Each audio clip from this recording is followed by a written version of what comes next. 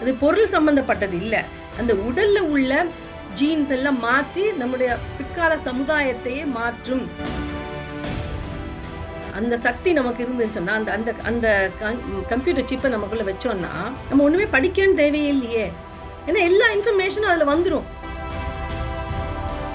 இந்த டெக்னாலஜி மனித சமுதாயத்தை, மனித இனத்தை ஒன்றுபடுத்துமா வேறுபடுத்துமா? ஆனா இப்ப இந்த டிசைனர் பேபிஸ் வந்து, அந்த ஜீன் டெக்னாலஜி வந்து, கம்ப்யூட்டர் சிப்ஸ் வந்தா அந்த மனித உடல் அது கூட ஒரு பெரிய வேறுபாடா மாறிவிடும்.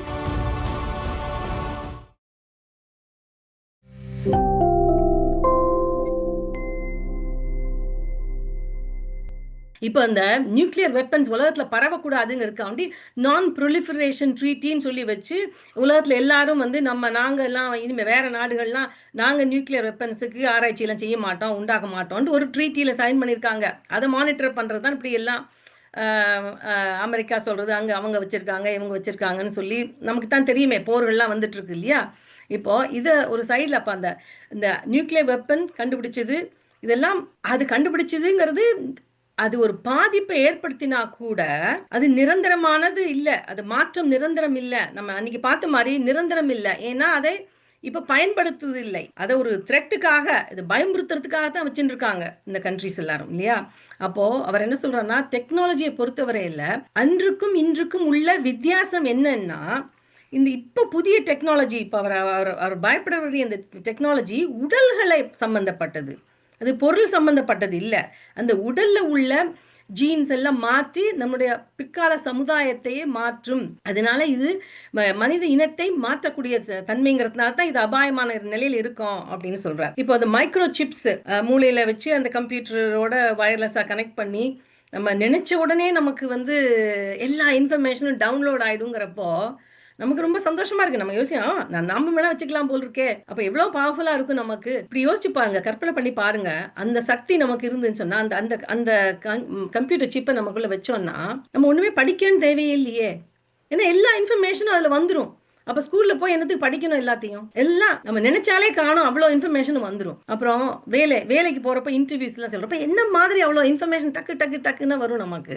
அப்படின்னா ரொம்ப சந்தோஷமா இருக்கு இல்லையா. அப்போ I will have it too, எனக்கும் அது வேணும் அப்படிங்கிற மாதிரி தோன்றது இல்லையா. ஆனா இது தனிப்பட்ட, அதாவது நம்முடைய சுயநலத்துக்காக இதை நம்ம கொண்டு வந்து விட்டோம் என்று சொன்னால் நம்மளுடைய உடல்ல மட்டும் பாதிப்பு வர்றது அது ஒரு பக்கம், அது ஒரு முக்கியமான ஒரு பகுதி, அது முக்கியமான ஒரு ஃபேக்டர். உடல்ல மாற்றம் வந்து டிஎன்ஏல மாற்றம் வருது, வருங்கால சந்ததியில் எஃபெக்ட் பண்றது. அது இன்னொரு விதத்தை பார்த்து பாருங்க, சமுதாய லெவலில் பார்த்தா இப்ப ஏற்கனவே இந்த உலகத்துல எத்தனையோ வேறுபாடுகள் இருக்குது. இந்த இனம், மதம், மொழி, நம்முடைய சோசியல் ஸ்டேட்டஸ், எவ்வளவு பணம் இருக்கு, இதெல்லாம் பத்தி இவ்வளவு வேறுபாடுகள் இருக்கிறப்போ இந்த டெக்னாலஜி மனித சமுதாயத்தை, மனித இனத்தை ஒன்றுபடுத்துமா வேறுபடுத்துமா? நிச்சயமா வேறுபடுத்துறதுக்கு தான் சான்சஸ் கூட இல்லையா. இப்ப ஏற்கனவே நமக்கு இந்த பணம்ங்கிறது ஒரு பெரிய ஒரு ஃபேக்டர். பணக்காரங்களுக்கு நிறைய வசதிகள், அவங்களுக்கு அதனால வாழ்க்கையில வசதிகள் மட்டும் இல்ல, அவங்களுக்கு நல்ல ஸ்கூல்ல படிக்கலாம், நல்ல ஹெல்த், ஏன்னா நல்ல பிரைவேட் ஹாஸ்பிட்டல்ல போய் நல்ல தேவையான அவ்வளோ ஆப்ரேஷன்ஸோ, ஹெல்த் கேர் எவ்வளோ எக்ஸ்பென்சிவ் நமக்கு தெரியும். குறிப்பாக இந்தியாலலாம் ஒரு ஆப்ரேஷன் சொன்னா 5 லட்சம் ரூபா 10 லட்சம் ரூபா வேணும். ஒரு குழந்தை பிறக்கிறதுக்கு 2-3 லட்சம் ரூபா வேணுங்கிறாங்க. அந்த மாதிரி இருக்கிறப்போ பணம் இருந்தால்தான் நம்ம நல்ல வாழ்க்கையை வாழலாம்ட்டு இப்பவே சொசைட்டி இருக்குது. அப்படி இருக்கும்போது இன்னும் அந்த கம்ப்யூட்டர் சிப்ஸ் வந்துட்டு அது இன்னும் அவங்களுக்கு பிசிக்கலா வேற பவரை, எக்ஸ்ட்ரா பவரை கொடுத்துரும் இல்லையா. இப்போ அட் த மோமெண்ட் இப்போ நமக்கு அந்த பணம்ங்கிறது ஒரு வேறுபாடு, அது மிகப்பெரிய ஃபேக்டர் தான். இருந்தாலும் இந்த உடல், மனித உடல்ங்கிறது எல்லாருக்கும் சமம். நம்மளுடைய அறிவுங்கிறது சமம்.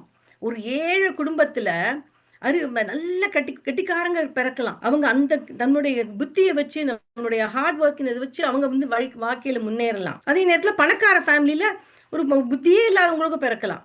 அப்போ இந்த உடல்ங்கிறது எல்லாருக்கும் சமம். அந்த எந்த மாதிரி பிறக்க போறோங்கிறது ஒரு ஒரு சர்ப்ரைஸ் இல்லையா. எப்படி குழந்தை பிறக்க போறதுன்னு நமக்கு தெரியாது நமக்கு. அப்போ அந்த இது வந்து நமக்கு ஒரு சமநிலை, ஓரளவுக்கு சமநிலை இருக்குது.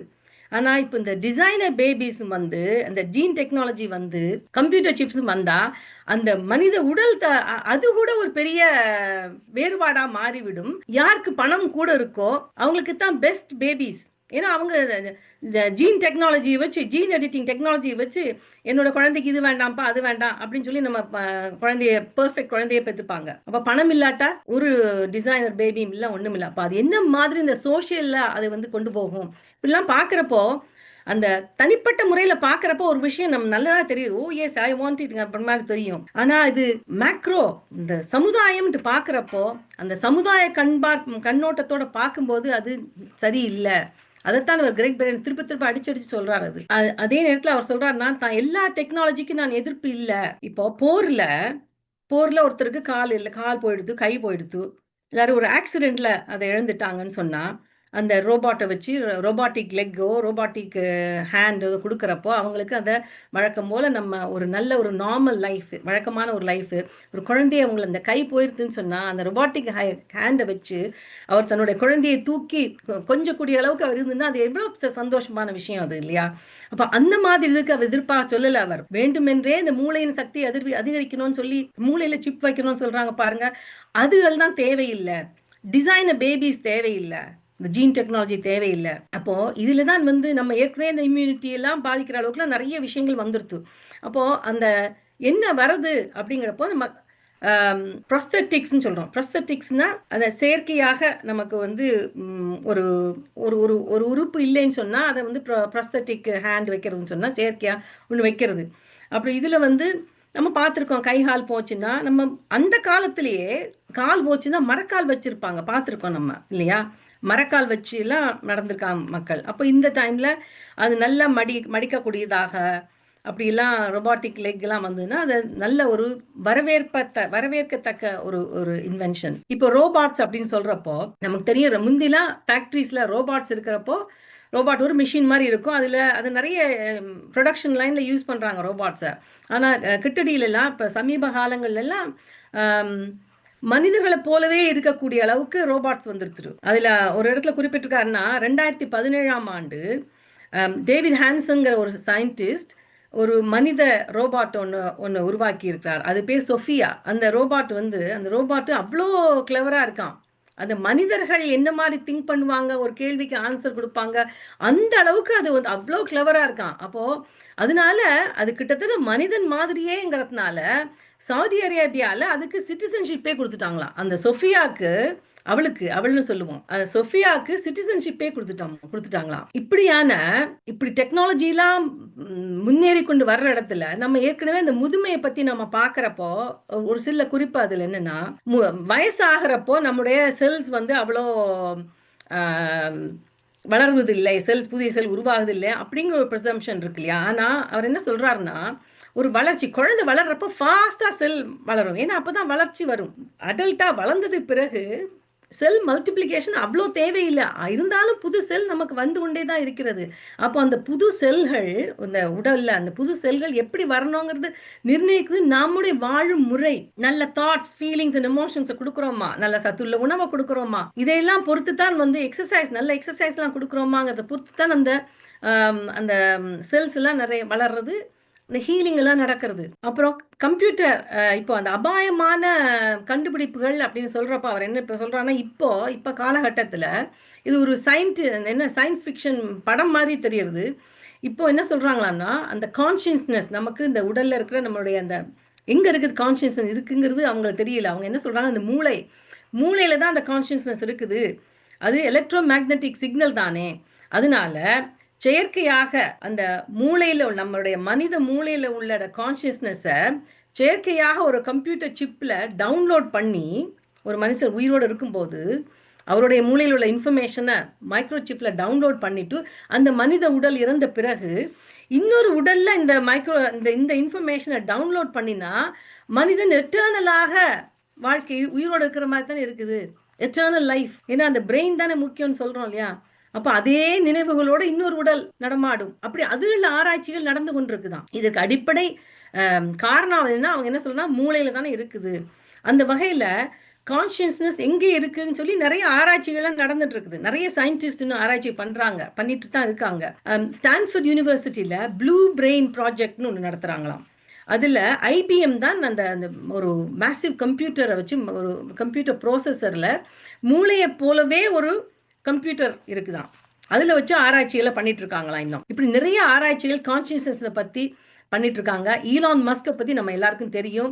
அவர் இந்த மாதிரி இதுகளில் தான் முன்னோடியா இருக்கிறார். அவர் தான் நியூரல் லிங்க் அப்படிங்கிற ஒரு மைக்ரோ சிப்ஸை மூளைக்குள்ள புகுத்தலாம் அப்படி சொல்லி அதை கண்டுபிடிச்சிருக்கார் இல்லையா அவர், ஈலான் மஸ்க். அப்போ அதை பத்தியும் அவர் சொல்றார். அவர் ஈலான் மஸ்க் வந்து ஒரே ஒரு நோக்கம், என்னால முடியும், நான் ப்ரூவ் பண்றேன், அந்த ஈகோயிஸ்டிக்கா போற மாதிரி இருக்குது. அதுக்கப்புறம் அவர் வந்து அந்த சட்ட திட்டங்களை பத்தி அவர் வந்து அவ்வளவு லட்சியப்படுத்தல அப்படிங்கிற மாதிரி தான் அவருடைய போக்கு இருக்குது அப்படிங்கிறத அவர் மென்ஷன் பண்றார். மனித உடல் இவ்வளவு சக்தி வாய்ந்ததா இருக்கும் போது இந்த மனித உடலுக்கு இதுக்கு காரணம் நம்மளுடைய நமக்கு இது உடலுக்கு அப்பாற்பட்ட அந்த சக்தியோட நமக்கு இருக்கும் அந்த இணைப்பு. அந்த இணைப்பு பத்தி இதுல ஒரு ஆராய்ச்சி மூலமாக அந்த இணைப்பு எவ்வளவு முக்கியமானதுங்கிறத அவர் சொல்றார். 1996 ஜூலை 5 ஸ்காட்லாண்ட்ல ரோஸ்லின் இன்ஸ்டிடியூட்ல டாலிங்கிற ஒரு ஷீப், செம்மறி ஆட்டை குளோன் மூலமாக அதை உருவாக்கினார்கள். குளோனிங் டெக்னாலஜி பத்தி நமக்கு தெரியும். Stem cell technology, stem cell ரீசர்ச்ல நிறைய பத்தி கேள்விப்பட்டிருக்கோம் இல்லையா. அதை ஒரு எம்பிரியோவிலிருந்து எடுத்த ஒரு செல்லை வைத்து அந்த செல்ல அது மூலமாக எத்தனையோ உடல் உறுப்புகளை உருவாக்கலாம். அதுதான் எம்பிரியானிக் ஸ்டெம் செல் அப்படின்னு சொல்றாங்க. அடுத்தது சொமாட்டிக் செல் அப்படிங்கிறப்போ அது வந்து ஒரு வளர்ந்த ஒரு ஆர்கனிசம், வளர்ந்த ஒரு உடல்ல இருந்து ஒரு செல்லை எடுத்து அதை வைத்து நிறைய உடல் உறுப்புகளை உருவாக்கலாம். இதுதான் சொமாட்டிக் செல் ஸ்டெம் செல் டெக்னாலஜி. அப்போ அந்த டாலி ஷீப்பை எப்படி உருவாக்கியிருக்காங்கன்னா அந்த சொமாட்டிக் செல் ஸ்டெம் செல் டெக்னாலஜியை வச்சு தான் அந்த டாலி ஷீப்ங்கிறத உருவாக்கி இருக்கிறாங்க. அந்த டாலியும் பிறந்து வளர்ந்து ஒரு 4வது வயசு வரும்போது அந்த ஆட்டுக்கு பிரச்சனைகள் ஆரம்பிச்சிருது. அதுக்கு ஆர்த்ரைட்டிஸ் வந்தது. ஆர்த்ரைட்டிஸ்ல இருந்து அதை தீராத நோய்கள்லாம் பொதுவாக இந்த மாதிரி ஒரு இனத்துக்கு வராத தீராத நோய்கள்லாம் வந்து அந்த ரொம்ப கஷ்டப்பட்டு கடைசியில ரெஸ்பிரேட்டரி ப்ராப்ளம், அந்த மூச்சு விட முடியாம அப்படிலாம் அந்த திணறிட்டு இருக்கிறப்போ அதுக்கு ஒரு 6 வயசா இருக்கும்போது கடைசி அதை வந்து யூத்தனேசியா படி அதனுடைய உயிர் இழந்தது. யூத்தனேசியானா திருந்தானே அதை ஒரு இன்ஜெக்ஷனை போட்டு அதை, ஏன்னா ரொம்ப சஃபர் பண்ணுறதுங்கிறதுனால செய்வாங்க இல்லையா, அப்படி நடந்துதான். அந்த டாலிங்கிற ஷீப்புக்கு ஏன் அப்படி நடந்ததுங்கிறதுக்காக வேண்டி நிறைய ஆராய்ச்சிகள்லாம் பண்ணியிருக்காங்க. ஏன்னா ஒரு செம்மறி ஆடு கிட்டத்தட்ட ஒரு 12 வருஷம் வாழக்கூடிய வேண்டிய அந்த செம்மறி ஆடு 6 வருஷத்துலேயே, அதாவது 4வது வருஷத்துலேருந்தே அதுக்கு வந்து நிறைய நோய்கள்லாம் வந்துருத்துங்கிறதுனால அது இன்னும் ஏதோ ஒரு சம்திங் மிஸ்ஸிங், அது காரணம் என்னன்ட்டு பார்ப்பாங்க தானே. அப்போ அதில் ரீசர்ச்சில் ஒன்றும் கண்டுபிடிக்க முடியவில்லை. அதாவது திட்டவட்டமாக எதுன்னு தெரியல அவங்களுக்கு. அதை தவிர அதுக்கு மேற்கொண்டு மாட்டுலேயும் நிறைய ரீசர்ச்லாம் நடந்திருக்குது. ஆனால் இதில் அவர் கிரெக் என்ன சொல்கிறாருன்னா, அந்த இதுலேருந்து என்ன தெரிய வருதுன்னு சொன்னால், ஆனால் அந்த மாடு பச்சை அதுகள்லையுமே இதே மாதிரி தான், அந்த மாடுகளும் வந்து இளம் வயதிலேயே அதுக்கு வந்து நோய்கள்லாம் வந்து அதுவும் உயிரிழந்து விட்டது அப்படின்னு தான் பார்த்துருக்குறாங்க. அப்போது இதுலேருந்து என்ன தெரியுதுன்னா, விஞ்ஞானிகள் வெற்றிகரமாக உடல்களை உருவாக்குகிறார்கள். அந்த அளவுக்கு டெக்னாலஜி வளர்ந்துருக்குது. ஆனா அந்த உடல் சிறப்பாக ஆரோக்கியமாக வளர்ந்து செய்ய வந்த ஒரு வாழ்க்கையை நடத்துற அளவுக்கு அதுக்கு முடியல. காரணம் என்னன்னா, அது நடத்துறதுக்கு வந்து நமக்கு டிவினிட்டி இருக்கு இல்லையா. அந்த டிவினிட்டி எல்லா அனிமல்ஸுக்கும் இருக்குது. கடவுளோட படைப்பு தானே எல்லாமே. அப்ப அந்த டிவினிட்டிங்கிறது, அந்த கனெக்ஷன், அந்த நமக்கும் வெளியில இந்த பிரபஞ்ச ஆற்றலோட உள்ள கனெக்ஷன் அதுக்கு இல்லை. அதனால தான் சிறப்பாக வாழ்ந்த உடல் வளர மாட்டேங்கிறது, நோய்கள் எல்லாம் வரது, வளர மாட்டேங்கிறது. அப்போ இந்த இடத்துல இந்த குளோனிங் ப்ரோசஸை பத்தி ஒரு சுருக்கமாக பார்ப்போம். குளோனிங் டெக்னாலஜியில ஒரு கருத்து, அதாவது ஃபெர்டிலைஸ் ஆகாத, கருத்தரிக்காத ஒரு முட்டை ஒரு பெண் மாட்டிலேருந்து எடுக்கிறாங்க. அதுக்கப்புறம் அந்த முட்டையில உள்ள நியூக்ளியஸ், அந்த செல்ல நியூக்ளியஸ் இருக்கும் இல்லையா, அந்த டிஎன்ஏ நியூக்ளியஸ்ல அந்த செல்ங்கிறப்போ வெளியில அந்த செல்லுக்கு நடுவுல நியூக்ளியஸ் இருக்குது, அதை சுத்தி ஒரு திரவியம் இருக்குது இல்லையா. அப்ப நியூக்ளியஸ் தான் அந்த டிஎன்ஏ. அந்த டிஎன்ஏவை வெளியில எடுக்கிறாங்க, அந்த நியூக்ளியஸை வெளியில எடுக்கிறாங்க. ஆனா அதை சுத்தி உள்ள அந்த மைட்ரோகாண்ட்ரியால் டிஎன்ஏன்னு சொல்லி அந்த திரவியம் இருக்குது. அதை எடுத்துட்டு இன்னொரு மாட்டிலேருந்து, இன்னொரு அடல்ட் மாட்டிலேருந்து, அதுலேருந்து ஒரு செல்லுல இருந்து அதுல உள்ள டிஎன்ஏ எடுத்து இந்த முட்டைக்குள்ள வைக்கிறாங்க. இந்த முட்டைக்குள்ள வைத்து விட்டு அதுக்கப்புறம் அதுக்கு ஒரு ஒரு சின்ன ஒரு மைல்டு எலக்ட்ரிக் ஷாக்கை கொடுத்த உடனே அது வந்து அது செல் ஆரம்பிக்கிறது, அந்த செல் டிவிஷன் நடக்கிறது, அதாவது வளர ஆரம்பிக்கிறது. அப்புறம் அது எம்பிரியோ அளவு வளர்ந்ததுக்கு அப்புறம் அந்த எம்பிரியோவை இன்னொரு மாட்டுடைய கர்ப்பப்பைக்கு உள்ள வச்சு அப்புறம் அது வந்து கர்ப்பத்தில் வளர்ந்து அது அப்புறம் குட்டியா வெளியில வருது. இதுதான் இந்த குளோனிங் ப்ராசஸ் அப்படிங்கிறது, இதுதான் நடக்கிறது. இப்போ இதில் என்ன சொல்ல வர்றாருன்னா, இந்த இயற்கையாக கருவுறுதல் அப்படிலாம் நடக்கும்போது அந்த முட்டையில் உள்ள இன்ஃபர்மேஷன் எல்லாமே இன்னொரு இதுக்கு பாஸ் பண்ணப்படுறது, சரியான ஒரு தவறும் இல்லாமல். ஆனால் இப்படி இந்த அந்த செல் இந்த இடத்துல அந்த முட்டைங்கிறது முட்டையில் உள்ள நியூக்ளியஸ் வேற ஒன்றுலேருந்து வந்தது. அந்த முட்டையில் உள்ள திரவியம், அந்த அதுக்கு சுற்றி இருக்கிற அந்த திரவியம் இன்னொன்னுறது. ஆனால் அந்த ஒவ்வொன்றுக்குமே ஒரு ரெசனன்ஸ் இருக்குது, ஒரு ஆண்டனா மாதிரி ஒரு சிக்னல் அனுப்புறது. அப்போ அந்த ஒரு நியூக்ளியஸும் அந்த நியூக்ளியஸை சுற்றி இருக்கிற அந்த டிஎன்ஏ திரவியம் இருக்கு இல்லையா, அந்த மைட்ரோகாண்ட்ரியால் இந்த டிஎன்ஏ, அதுக்கும் ரெண்டுக்கும் ஒரு கம்யூனிகேஷன் நடந்து கொண்டிருக்கிறது. அந்த கம்யூனிகேஷன் நடக்கிறதுக்கு சேம் ஃப்ரீக்குவன்சி வேணும். அப்போ அது ரெண்டும் டியூன்டாக இருந்தால் தான் அது சரியான இன்ஃபர்மேஷனை அதுக்கு அனுப்பும். நியூக்ளியஸில் இந்த டிஎன்ஏ அந்த மைட்ரோகாண்ட்ரியால் டிஎன்ஏக்கு இன்ஃபர்மேஷனை அனுப்பி என்ன ப்ரோட்டீன்ஸ் எல்லாம் உருவாக்கணும், வளர்த்திக்கு என்னது, அபாயம் வந்தால் என்னத்தை உருவாக்கணும், அந்த மாதிரி இன்ஃபர்மேஷன்லாம் சரியாக நடக்கும். ஆனால் இப்போ இன்னொரு இதை வச்சதுனால அந்த இன்ஃபர்மேஷனில் ப்ராப்ளம் வந்துடுறது. அந்த இன்ஃபர்மேஷனில் சரியாக இருக்காதபடியா இந்த சரியான புரோட்டீன் உருவாக்கப்படாது. அது மட்டும் இல்லாமல் நம்ம பார்த்துருக்கோம், நம்மளுடைய டிஎன்ஏ நமக்கு வெளியே உள்ள அந்த வெளியில உள்ள அந்த பிரபஞ்ச ஆற்றலோட, பிரபஞ்சத்தில் உள்ள ஞானத்தோட ஒரு லிங்க் ஏற்படுத்துறதுன்னு சொல்றான் இல்லையா. அப்போ அந்த டிஎன்ஏல இருக்கிற ரெண்டும், அந்த நியூக்ளியஸ்ல இருக்கிற அந்த அந்த அந்த அந்த ஆண்டனா, இது எல்லாம் ரெண்டுமே டியூன்டா இருக்கிறப்ப தான் அந்த கனெக்ஷன் வெளியில வருது.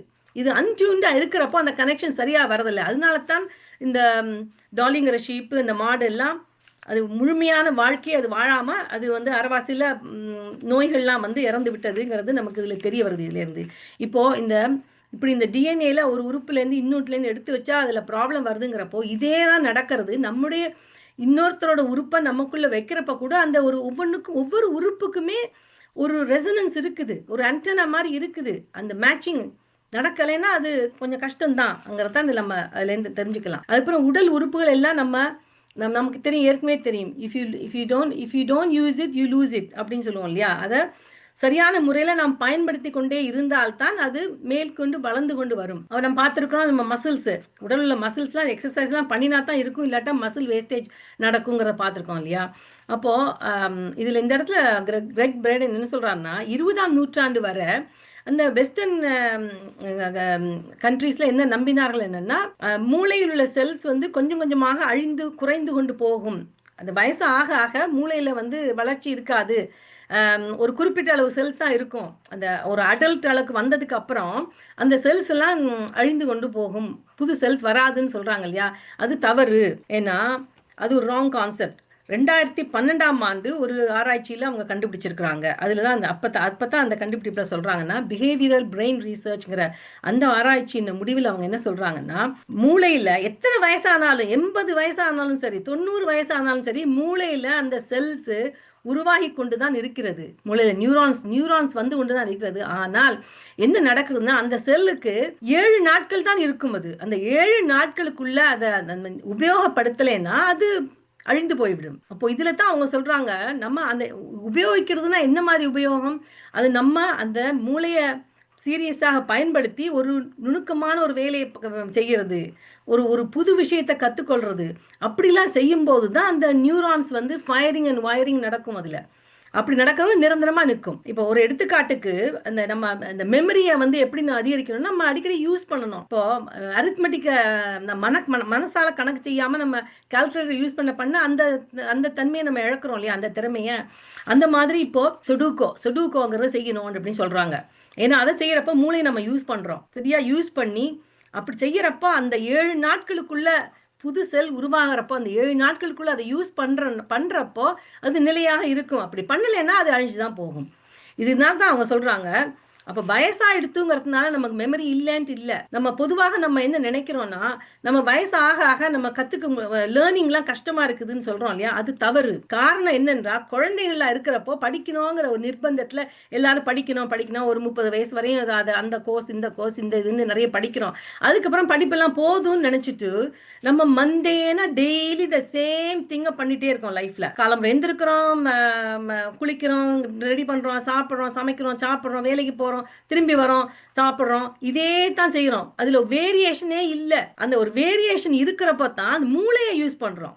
இல்லாட்டா அது ஆட்டோ பைலட் மாதிரி வேலையில செஞ்சுட்டே போறப்போ, அந்த ஆட்டோ பைலட் மோட்ல இருக்கிறப்போ மூளையை வந்து சரியா பயன்படுத்தப்படலை. அதனால தான் அந்த மூளைக்கு எக்ஸசைஸ் வேணுங்கிறாங்க.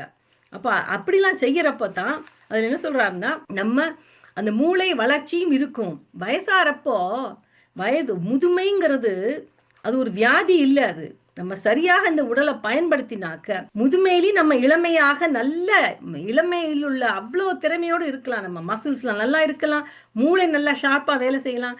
அப்படி இப்படி நம்ம வந்து பிரமாதமாக இருக்க வேண்டிய இந்த பாடியை நமக்கு யூஸ் பண்ண தெரியாம யூசர் மேனுவலை நம்ம சரியா பயன்படுத்தாம இருக்கிறோம். இதுல கடைசியா அந்த கிரெக் பிரேடன் என்ன சொல்றாருன்னா, தன்னுடைய வாழ்க்கையை மாற்றக்கூடிய ஒரு சந்திப்பு தனக்கு நடந்தது. மேபி இதை வேணா நாம நாளைக்கு பார்த்துப்போம். இப்போ இதுவரை நம்ம பார்த்துருக்கிறோம் என்னன்னா, இந்த இந்த உடல் எவ்வளவு சக்தி வாய்ந்தது, அந்த உடலோட சரியாக நம்ம பயன்படுத்தாததால் தான் நமக்கு குறைபாடுகள் என்று வருகிறது. அந்த குறைபாடுகள் தீர்க்கணும்னு சொல்லி இந்த கேஜெட்ஸை கொண்டு போட்டு இன்னமும் அதை பேடா ஆக்குறோம், இன்னும் கூட வேர்ஸா ஆக்குறோம் அந்த பாடியை. அதனால இதை சரியாக நம்ம பயன்படுத்த வேண்டும் அப்படிங்கிறதோட நம்ம முடிச்சு கொள்ளுவோம். ஃப்ரெண்ட்ஸ், இதை பொறுமையாக இவ்வளவு நேரம் கேட்டுக்கொண்டிருந்த அனைவருக்கும் நன்றி, வணக்கம்.